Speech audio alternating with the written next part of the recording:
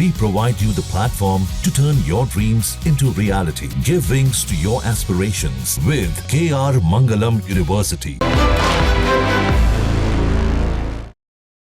बात काम की में आज हम सबके लिए बात करेंगे कि किस तरह गूगल जो हमारे लिए गाइड के तौर पर काम करता है। दरअसल गूगल मैप आज आधुनिक युग का हमारे लिए रास्ता भी दिखाने वाला है। हमें कहीं जाना होता है, हम झट से गूगल मैप लगाते हैं और निकल पड़ते हैं। अधिकांश गूगल मैप आपको आपकी मंजिल तक पहुंचा भी देता है, लेकिन आज जो हम आपको बता रहे हैं उसको आप गांठ बांध लीजिए। जो स्क्रीन पर आप पुल पर लटकी कार देख रहे हैं ना, यह भी अपनी मंजिल तक पहुंचना चाहता था, बाकायदा गूगल मैप की सहायता से पहुंचना चाहता था, मगर यह फ्लाईओवर में यह कार लटक गई। राहत की खबर यह है कि जान माल का कोई नुकसान नहीं हुआ। कहने का तात्पर्य यह है कि आंख बंद कर गूगल मैप को फॉलो मत कीजिए। वो कहावत यहां भी लागू होती है, सावधानी हटी दुर्घटना घटी।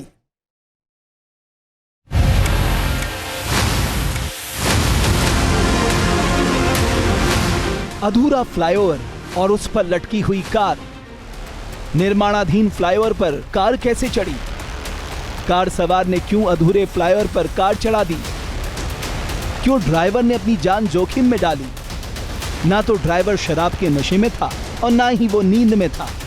तो फिर ऐसा क्या हुआ कि उसने कार को उस पुल पे चढ़ा दिया जिसका दूसरा सिरा अभी बना ही नहीं?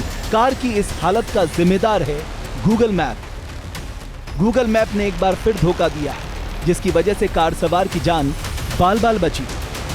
उत्तर प्रदेश के महाराजगंज जिले में सोमवार देर रात एक बड़ा हादसा उस समय टल गया जब लखनऊ से आ रही एक कार भया फरेंदा इलाके में नेशनल हाईवे 24 पर निर्माणाधीन फ्लाईओवर पर चढ़ गई। ड्राइवर गूगल मैप ऑन करके कार चला रहा था। गूगल मैप जैसे जैसे रास्ता दिखा रहा था उसी के मुताबिक वो कार चला रहा था। रात के अंधेरे और चेतावनी संकेतों की कमी के कारण कार चालक को अधूरे फ्लाईओवर का अंदाजा नहीं लगा, लेकिन अचानक सामने गड्ढा दिखने पर ड्राइवर ने ब्रेक मारा, लेकिन तब तक कार आगे बढ़ चुकी थी और फ्लाईओवर के किनारे जाकर लटक गई।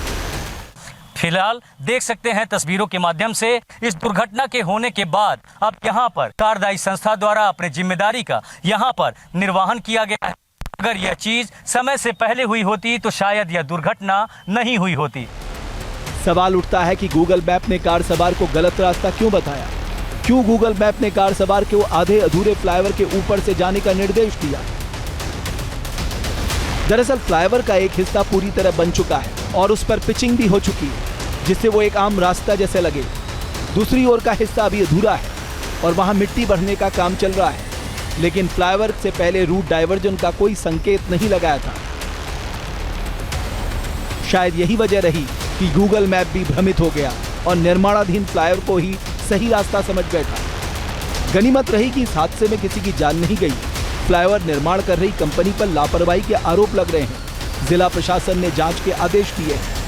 जी, यहाँ पे एक कार लटक गई थी, आपने देखा था कैसे हुआ था घटना? रात में हुआ था। कितने बजे के आसपास? 1-1:30 बजे के चक्कर में हुआ था। अच्छा, क्या लगा कैसे हुआ होगा दुर्घटना? अब दुर्घटना रात के समय में हुआ, मैप के द्वारा जा रहे थे, कैसे जा रहे थे, रात में हुआ है दुर्घटना। गूगल मैप से लोकेशन देखकर यात्रा करना खतरनाक हो गया। ये इस तरह की ये पहली घटना नहीं है। पिछले साल नवंबर में यूपी के बरेली में एक अधूरे पुल से कार गिरने से 2 सगे भाइयों समेत 3 लोगों की मौत हो गई थी। तीनों फर्रुखाबाद एक शादी समारोह में जा रहे थे। यहाँ भी ड्राइवर गूगल मैप लोकेशन के हिसाब से चला रहा था। पुलिस का कहना था कि कार में फर्रुखाबाद की लोकेशन लगी थी, मैप गलत डायरेक्शन में ले गया और ये हादसा हो गया।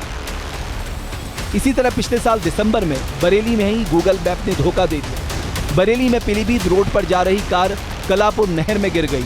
कार में सवार 3 लोग थे। हालांकि 3 कार सवारों की जान बच गई।